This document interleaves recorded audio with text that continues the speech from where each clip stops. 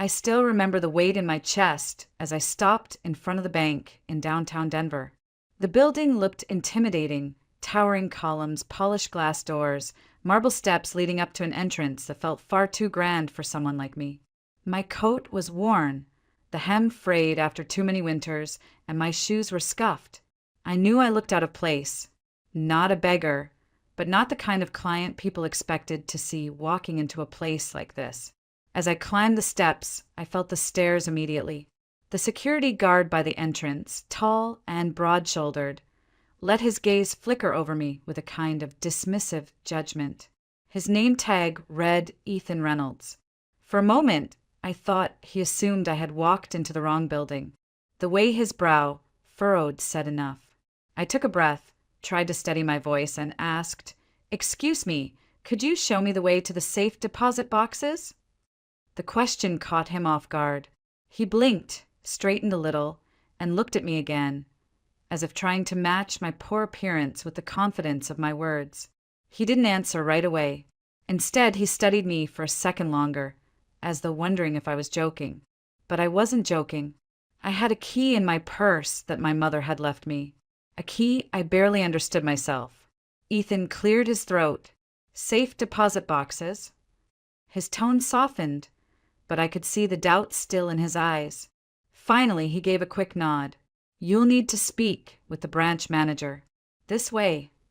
I followed him through the lobby, the sound of my worn shoes echoing against the marble floor.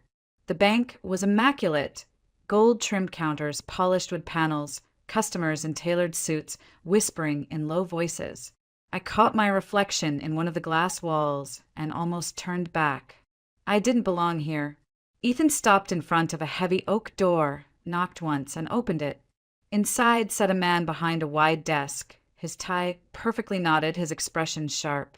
His nameplate read Charles Whitaker. Charles looked up at me, and the corner of his mouth twisted, half amusement, half contempt. "Yes? What exactly do you need?" His voice dripped with mockery, the kind reserved for people he didn't take seriously. My palms grew damp. Still, I forced myself to meet his eyes. "I need access to one of the safe deposit boxes. I'm Olivia Parker. My mother left me this key before she died. Box number 12. He leaned back in his chair, eyebrows raised. "Strange. I don't recall ever seeing you among our clients." His gaze swept over my clothes, making me feel even smaller than I already did. I swallowed hard, reached into my purse, and pulled out the small brass key that had been burning in my mind since the day my mother passed. My voice steadied. "I have the key. Box number 12. For the first time, his smug expression faltered. Charles leaned forward, eyes narrowing on the key in my hand. He didn't say anything for a long moment, and in that silence I felt the air grow heavier, as though something important had just shifted. Charles Whitaker led me through a set of heavy doors into the secured area of the bank. The air changed immediately, cooler, quieter, almost suffocating with its silence. Each step echoed against the steel walls, and with every sound of a lock clicking open, my chest tightened. Ethan followed a few paces behind, his presence steady, though his expression remained unreadable. We passed through multiple checkpoints until we reached the rows of deposit boxes, each one lined up like soldiers waiting. Charles stopped in front of number 12, his fingers brushing over the engraved digits. "Strange," he muttered half to himself. "This one hasn't been touched in years." He turned to me, clearly still skeptical, but extended his hand. The key. My fingers shook as I pulled it out again. That tiny piece of brass suddenly felt heavier than gold. I slid it into the lock, and for a moment I thought it might not fit, that maybe all of this had been a mistake. But then, with a faint click, the mechanism turned. My heart pounded, so hard I thought it would break through my ribs. I opened the small door, and inside rested a single object, a carved wooden box, dark with age, decorated with intricate patterns that looked almost sacred. My breath caught. It was beautiful and heavy with mystery. I reached in carefully, almost reverently, and set it on the table. Charles stepped closer than he should have, leaning forward as if he had every right to see. His cologne mixed with the metallic chill of the vault, and it made me uneasy. "Go on," he urged softly, though his voice had hunger to it. I lifted the lid. Inside, gold gleamed. Rings, bracelets, necklaces tangled together. Earrings that shimmered even in the dull light. A treasure, chest disguised as an heirloom. My vision blurred as tears welled up. All my life, my mother and I had struggled to buy groceries, to pay rent, to keep the lights on. And here, locked away for years, sat enough wealth to change everything. At the bottom, tucked beneath the jewelry, was a folded piece of paper. My fingers brushed against it, but I left it where it was. Not here. Not under the greedy eyes watching me. Charles exhaled sharply, a sound that was half whistle, half disbelief. His eyes darted over the contents, like a man dying of thirst staring at water. He wasn't hiding it, his hunger was plain. I felt exposed, vulnerable, as if he might snatch the box from me right then and there. I closed the lid quickly, clutching it to my chest. "I'll be going now," I said, trying to sound firm, though my voice trembled. Charles straightened, regaining his usual air of authority. "Of course," he said smoothly, though his eyes lingered on the box. "But walking alone with such valuables, that would be unwise. Denver isn't always safe, Miss Parker. Allow me to provide you with an escort." I hesitated. Every instinct screamed that I should refuse. Yet I was standing there with a box of treasure, and the thought of walking the streets alone sent a shiver down my spine. Before I could protest further, Charles gestured toward Ethan. "Reynolds," he ordered, "you'll accompany Miss Parker to her residence. Make sure she arrives safely." Ethan gave a short nod, professional and steady, though I thought I saw a flicker of surprise in his eyes. My grip on the box tightened. I forced a small smile and whispered, "Thank you." But deep inside, unease clawed at me. I couldn't shake the feeling that Charles Whitaker's kindness had little to do with my safety, and everything to do with the treasure now in my hands. Ethan walked beside me as we stepped out of the bank, the late afternoon sun glaring against the glass doors.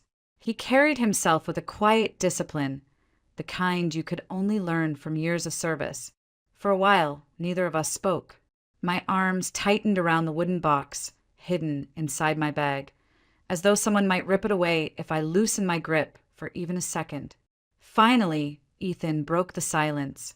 "That was unexpected," he said carefully. "You don't look like someone who would have a safe deposit box in a place like this." His voice wasn't cruel, just curious. I gave a small laugh, one without humor.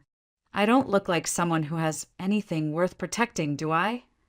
I glanced at him, and to my surprise, he didn't deny it. Instead, he simply waited.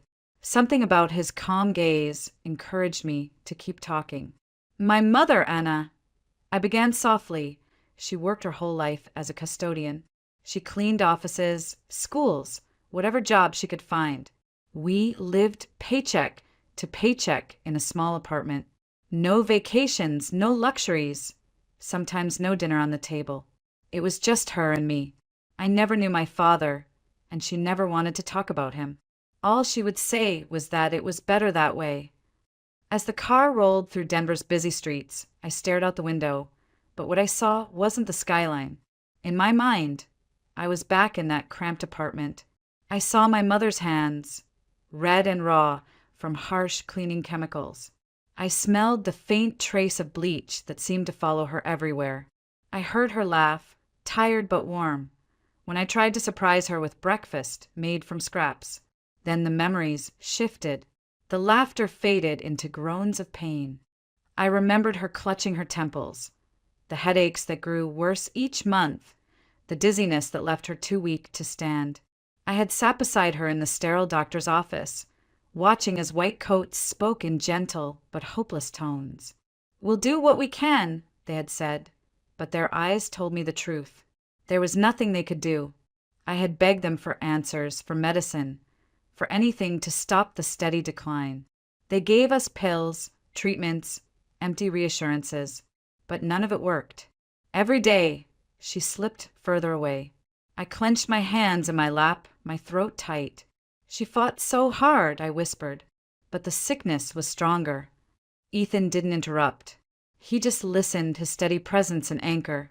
I could still see that final night as clear as if it had just happened. My mother's voice was faint, her breathing shallow, but her eyes found mine with a clarity that startled me. She reached for my hand, squeezed it with the last of her strength, and whispered, "You'll receive a gift that will carry you through everything." Her words had haunted me. A gift? I didn't understand. We had nothing. No money, no family, no future. But she said it with such certainty, as if she was entrusting me with more than her life. I wiped at my eyes quickly before Ethan could notice. "I guess that's what this box is," I said quietly, glancing down at the weight in my lap. The gift she promised, though I don't know if I should feel grateful or terrified. The car slowed as we neared my street. Ethan glanced at me once more, and though he said nothing, I could feel the unspoken promise in his silence that he would see me safely home.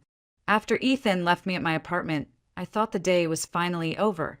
I didn't know that while I sat clutching the wooden box in my lap, trying to steady my breathing, he had already returned to the bank, back to the rigid marble halls and the sharp scent of polished wood. Later, he told me what happened there, and it still chills me when I think about how close I came to losing everything. He had gone back to report, just as protocol demanded. Charles Whitaker was in his office, the blinds drawn, the light dimmer than usual. Ethan knocked, but before stepping in, he paused. Through the thin crack in the door, he heard Charles's voice, low, hurried but laced with greed. "I have the address," Charles was saying. "Yes, tonight. She'll be home alone. There's a wooden box filled with jewelry. Take it, bring it to me, and we'll split the contents down the middle. Don't fail me." Ethan froze. He told me his blood ran cold as the realization struck. Charles wasn't sending him with me to keep me safe. He was setting me up. He had used Ethan to learn where I lived, and now he was planning to send men to steal what my mother had left me. For a moment, Ethan admitted he didn't know what to do. His entire life had been built on following orders. Charles had been his superior, his commander in civilian life. To disobey meant risking his job, maybe more. But then, he said, he pictured me. The way my hands trembled when I first held that key. The way I clutched the box as though it was my last lifeline. He knew what it meant. He couldn't stand by and let me walk into a trap. Ethan stepped back, quietly, forcing his breathing to remain steady. He couldn't confront Charles outright, not without proof, not without risking being stopped before he could warn me. So he walked in casually as if nothing had happened. "You're back," Charles said, eyeing him with that same calculating gaze. "Everything went smoothly." "Yes, sir," Ethan replied, his voice even, but his stomach churned with unease. For the next few minutes, he pretended to go about his duties. Then, with a hand pressed against his side, he grimaced. "Sir, I'm not feeling well. Something I ate. My stomach's acting up." Charles raised an eyebrow, suspicious, but then chuckled. "What? Did the girl feed you something? Cheap food will do that." He waved a dismissive hand. "Fine. Go home. I'll get someone else to cover your shift." Ethan nodded gratefully, though his heart was pounding for a different reason. He left the office quickly, each step echoing like a drumbeat of urgency. He knew he had only a narrow window before Charles's men arrived at my apartment. He had to get to me first. That night, I thought I was finally safe. I placed the wooden box on a small table in my living room and sat staring at it, the silence of my apartment pressing in around me. I hadn't even dared to open the note inside yet. My mind spun with questions, with fear, with a strange excitement about what my mother had hidden all these years. Then, just as I reached for a glass of water, I heard it, the faint scrape of metal against metal at my front door. At first, I told myself it was nothing. An old building like mine always made noises. But the sound came again, sharper this time, a lock being forced. My stomach turned to ice. I froze, my pulse thundering in my ears. The knob rattled. Panic surged through me. There was no time to think. I grabbed the box and held it against me like a shield, backing toward the bedroom, as if that flimsy door could protect me. The lock gave way with a harsh snap. My door swung open, and two men stepped inside. Broad shoulders, hard eyes, movements quick and practiced. One of them grinned when he saw me. "There she is," he muttered. I couldn't move. My legs felt rooted to the floor. One of them lunged, grabbing my arm so hard it burned. I screamed, twisting, clutching the box tighter, but his grip was like iron. "Let go!" I cried, my voice breaking. Suddenly the air erupted with motion. Ethan burst through the door, his presence so sudden it felt unreal, like a soldier crashing into battle. "Get away from her!" His shout shook the room. He collided with the first man, slamming him into the wall. The second one cursed and came at him swinging. The room turned into chaos, fists, shouts, the crash of furniture toppling. My heart pounded as I struggled against the grip holding me. The man pinning me snarled and yanked harder, nearly pulling me off my feet. Ethan fought like a man possessed, years of training pouring into each movement. He dropped one attacker with a hard strike, then turned on the one holding me. For a brief moment, I felt hope, until the glint of a gun caught my eye. The man shoved me aside and fired. The sound exploded in the small apartment, deafening, and Ethan staggered back, clutching his shoulder. I screamed his name, rushing toward him, but he shook his head, teeth gritted, refusing to go down. Blood stained his shirt, but he pushed forward, grabbing the gunman's arm, twisting until the weapon clattered to the floor. With a final burst of strength, he threw the man down, pinning him until the wail of sirens filled the air. Red and blue lights flashed against my window. Within moments, officers flooded the hallway, storming inside with weapons drawn. The attackers were shoved to the ground, their hands cuffed behind their backs. I dropped to my knees beside Ethan, my hands trembling as I pressed against the wound at his shoulder. "You're bleeding," I whispered, my voice shaking. He managed a faint smile, though sweat ran down his forehead. "Better me than you," he said through clenched teeth. The police carried the men out, their angry shouts echoing down the stairwell. The chaos faded, leaving only the two of us, the overturned furniture, and the heavy box that had caused it all. I clung to Ethan's uninjured hand, my tears falling freely now. I realized then that whatever secrets my mother had left me, they had nearly cost me my life. And if it hadn't been for Ethan, they would have. After the police left and the apartment grew quiet again, I sat in the wreckage with the wooden box in front of me. My furniture was overturned, glass shattered on the floor, and the walls still seemed to vibrate from the echo of gunfire. My hands wouldn't stop shaking. I kept hearing the snap of the lock, the crash of the door, the sound of Ethan's groan when the bullet struck him. I stared at the box as if it were alive, as if it might attack me the way those men had. Just hours earlier it had seemed like a miracle, a treasure that could change everything. Now it felt like a curse. My mother's secret had nearly cost me my life, and yet if it hadn't been for Ethan, it would have. The thought made my chest tighten. I pressed a hand against my heart, whispering a silent thank you for him, for his courage, for the fact that I was still breathing. But the box remained, its weight pulling at me like a chain. I forced myself to open it again, the gleam of gold almost mocking me. I brushed past the rings and necklaces, my fingers trembling, until they landed on the folded piece of paper I had noticed earlier. I drew it out carefully, as though it might disintegrate in my hands. The paper was yellowed at the edges, creased from years of being tucked away. My mother's handwriting curved across it, firm but hurried. There wasn't much written, only an address in Aspen, Colorado, and a phone number. At the bottom, in her hand, a short line, "You can always turn to them." I read it over and over, the words sinking deeper each time. Who were they? Why had she never mentioned this to me when she was alive? All those nights, we ate ramen by candlelight because the power was cut. Why hadn't she turned to these people then? Why did she leave me in the dark until after she was gone? Frustration welled up, tangled with grief. Tears burned my eyes, but I refused to let them fall. Instead, I pressed the note flat against the table, staring at the address as if it could answer me. Aspen, a place I'd only ever seen on postcards and television, snow-draped mountains and homes worth more than I could ever imagine. I sat there for what felt like hours, the box of jewels glinting beside me, the note heavy in my hand. Part of me wanted to shove it all back inside, lock it up again, and forget it existed. But I couldn't. My mother hadn't left this by accident. She wanted me to find it. She wanted me to go. I drew in a shaky breath, folded the note, and tucked it into my pocket. My decision settled like a stone in my chest. I would follow this trail to Aspen. I would find the people my mother had hidden from me. And maybe, just maybe, I would finally understand the truth about who she really was, and why she left this gift behind.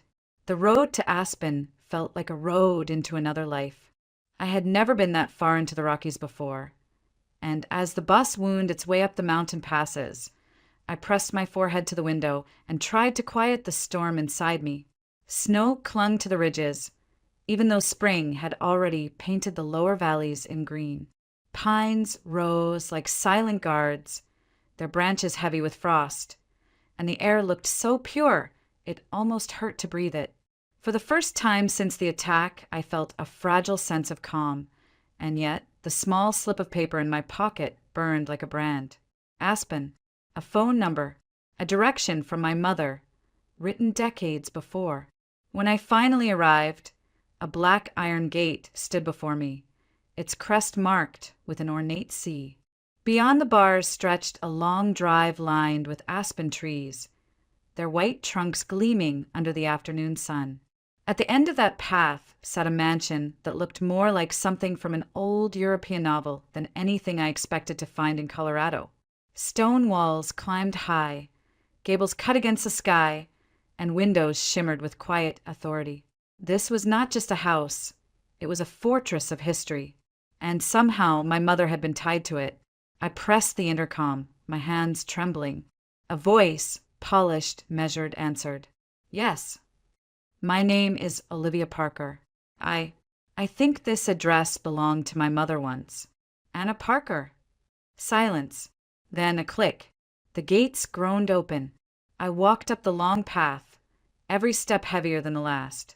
An older man in a dark suit opened the front door, and behind him stood a woman, elegant despite the silver in her hair.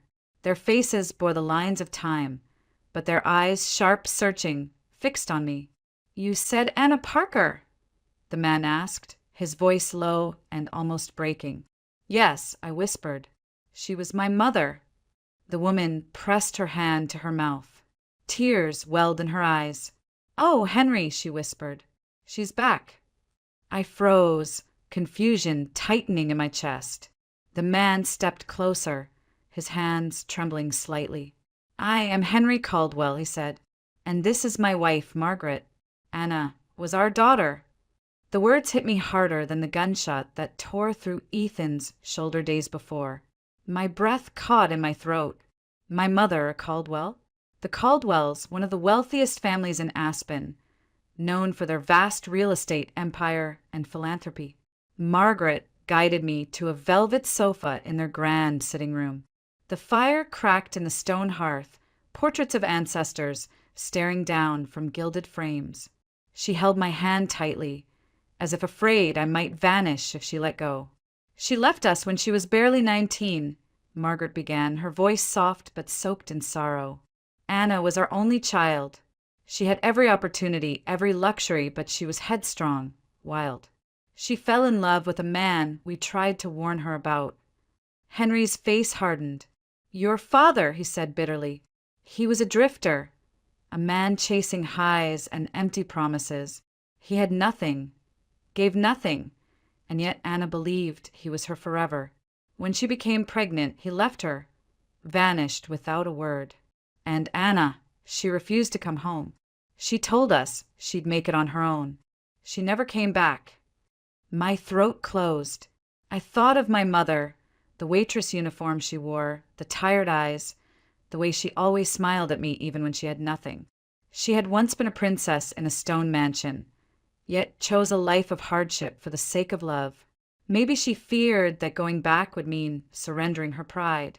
Or maybe she believed I'd be better off never knowing the world she came from. Either way, she carried that silence like armor until the very end. Margaret squeezed my hand tighter, tears spilling now.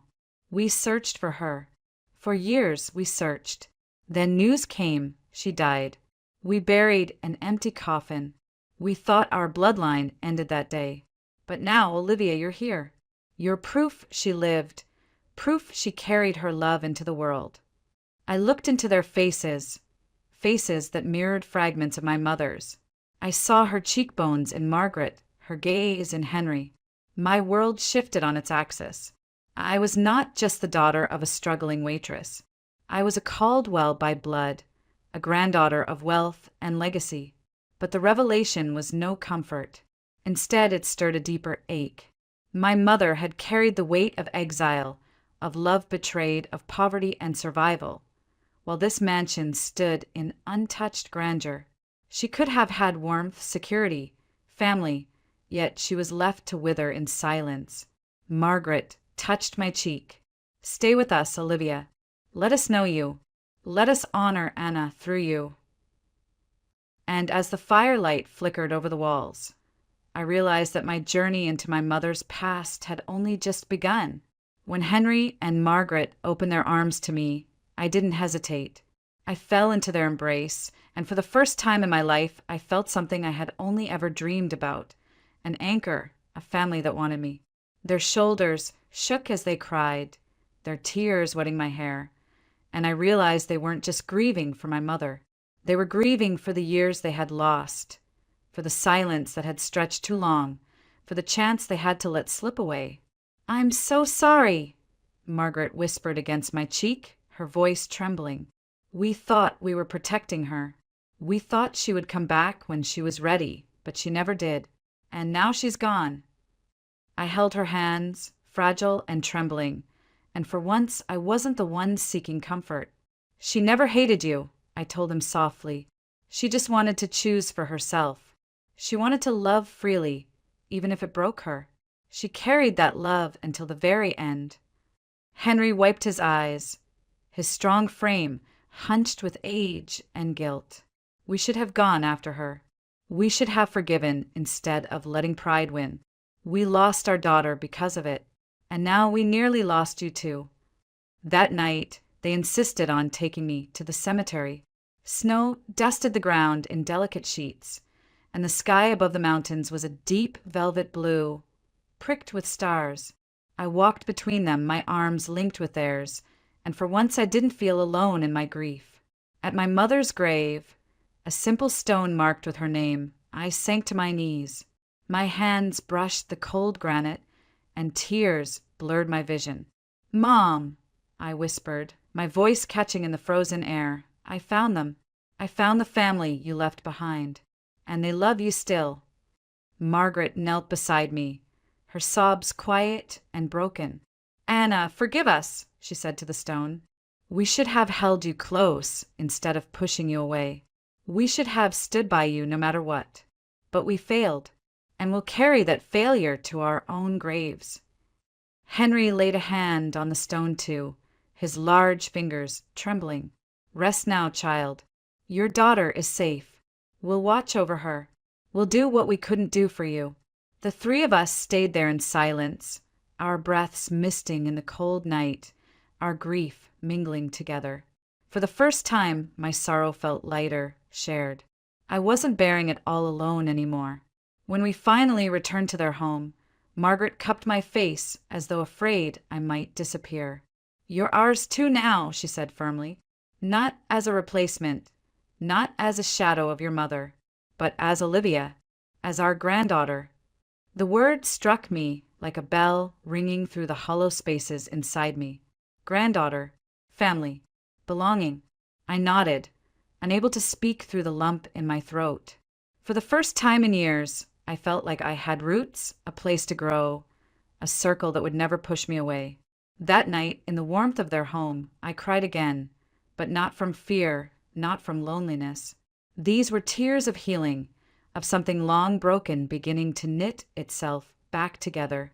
And deep in my heart, I knew my mother was watching, her spirit finally at peace. When I walked back into the hospital, the sterile scent of antiseptic hit me like a memory. Ethan was sitting upright in his bed, pale, but smiling when he saw me. For the first time in days, his eyes weren't shadowed by pain. "You came back," he whispered, and my chest tightened. I wanted to tell him that, of course, I came back, that there was nowhere else in the world I belonged more than here, by his side. Instead, I simply sat down and let my hand rest on his, the silence between us saying everything. The days that followed blurred into a rhythm. I brought him books, and he teased me about my taste in novels. We walked slowly together in the hospital garden, his arm still weak, but his spirit unbroken. The doctors said the bullet had missed all vital arteries, but the pain was still constant. He carried it quietly, never once complaining. There was something healing in those walks, the late afternoon light pouring over the benches, the sound of leaves rustling above us. Each step felt like proof that life could start anew, even after betrayal and fear. One evening, he surprised me by asking, "Would you like to meet my parents?" I hesitated, afraid of stepping into a world where I still felt like an outsider. But when his mother and father entered the room, their warmth disarmed me instantly. His mother hugged me as if she had known me for years, and his father clasped my hand firmly, thanking me for staying by Ethan's side. For someone who had grown up believing she had no family, the acceptance in their eyes felt like a gift I didn't know how to receive. In quiet moments, I found myself watching Ethan more than I should. The way he tilted his head when he was curious, the way his laughter lingered a second too long. It all felt dangerously close to something I once thought I wasn't allowed to feel. Love. It crept in gently, not with fire but with steady warmth, until I could no longer pretend it wasn't there. Outside the hospital walls, justice was being served. Charles Whitaker, the man who had tried to sell me out for greed, had finally been arrested. His name appeared in every newspaper headline, the story of his betrayal spreading like wildfire. Police discovered recorded phone calls between him and the attackers, detailing the plan to rob me. The evidence was undeniable. For weeks, I had lived under the shadow of his threats, but now the nightmare was ending. He was awaiting trial, stripped of his position and reputation, while the bank replaced him with someone far more trustworthy. For the first time in a long while, I could breathe without fear. Ethan, meanwhile, was offered a promotion. His bravery during the robbery, his quick thinking even while wounded, had not gone unnoticed. He was to be the new head of security, a position of respect, one that suited his quiet strength. I saw the pride in his parents' eyes when the letter came, but what moved me most was the humility in his. "I only did what anyone should have done," he told me, and I knew then that he would never see himself the way I saw him, as a man whose courage had changed the course of my life. On the last evening before his discharge, we sat together under the hospital's old oak tree. The night air was crisp, and the stars above us seemed brighter than I had ever seen them. I turned to him, my voice trembling. "Ethan, do you ever think about what comes next?" He looked at me for a long moment, then took my hand. "Every day, and in every version of the future, Olivia, you're there." Tears welled in my eyes, not from sorrow, but from the terrifying beauty of hope. For so long, I had carried only the weight of survival. But now, as his fingers intertwined with mine, I realized that my story was no longer about running or hiding. It was about choosing, about daring to step into a life where love wasn't a dream. It was standing right beside me, alive and real. Graduating from college felt like stepping into a different lifetime. I still remembered standing outside the grand steps of Whitaker Bank, shivering with a folder of rejected applications in my hand, my stomach empty, my heart heavier than the snow that fell on my shoulders. And now, as I walked across the stage in my cap and gown, I saw my grandparents, Henry and Margaret Caldwell, wiping away tears of pride. They clapped louder than anyone else, their faces glowing with joy, as if they were making up for all the years they had lost. Ethan stood at their side, his hand resting over his chest, his eyes following me with a pride so pure it made me tremble inside. Life began to move with a gentler rhythm. I accepted a position at a publishing house, diving into stories and words the way other people lost themselves in oceans. Ethan, meanwhile, rose quickly in his career. After exposing Charles Whitaker's schemes, he was promoted to head of security, a role that fit his quiet strength perfectly. We were building something solid together, brick by brick, trust by trust. Our wedding took place the following spring, in a garden filled with blooming lilacs and white roses. It was a modest ceremony by the world's standards, but to me, it was a cathedral of love.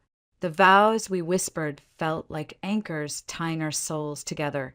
My gown wasn't the most expensive, but it shimmered like the dawn, and when Ethan lifted my veil, I saw forever in his eyes. After the ceremony, Henry and Margaret asked us to join them at the Caldwell estate in Aspen. Standing before the towering windows that looked out at the mountains, they placed a set of keys in Ethan's hands. "This house," Margaret said, her voice trembling with emotion, "is yours now. It was meant to hold family, laughter, and new beginnings. We want you to make it your home."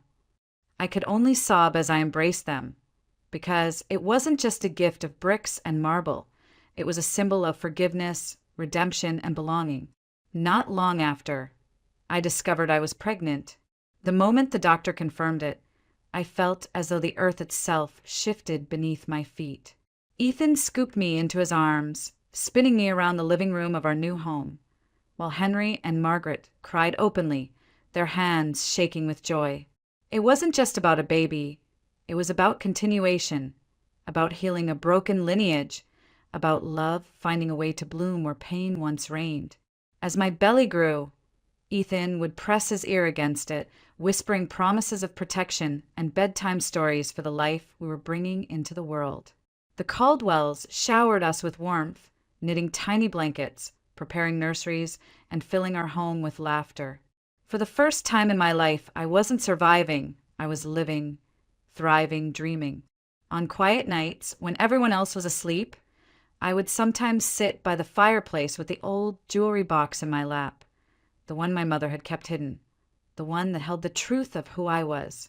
Its silver corners had tarnished with time, but its meaning had only grown brighter. Inside, I placed not only her letters and photographs, but also a small golden rattle for my child. It became more than an heirloom. It was a bridge between generations, a legacy of resilience and love. One evening, as the fire crackled and snow drifted gently beyond the glass, I let my hand rest on my belly and whispered, "You'll never know the loneliness I once knew. You'll have love in every corner of your life." And I believed it. Looking back, I marveled at the arc of my story. I had been the girl no one noticed, shivering outside a bank door, dismissed as nothing more than a nuisance. But every rejection, every tear, every heartbreak had led me here, to love, to family, to a future I once thought impossible. And as I closed the jewelry box and pressed it to my heart, I knew this wasn't just my story anymore. It was the story of survival turned into strength, of loss transformed into legacy, of a woman who found everything she had once been denied.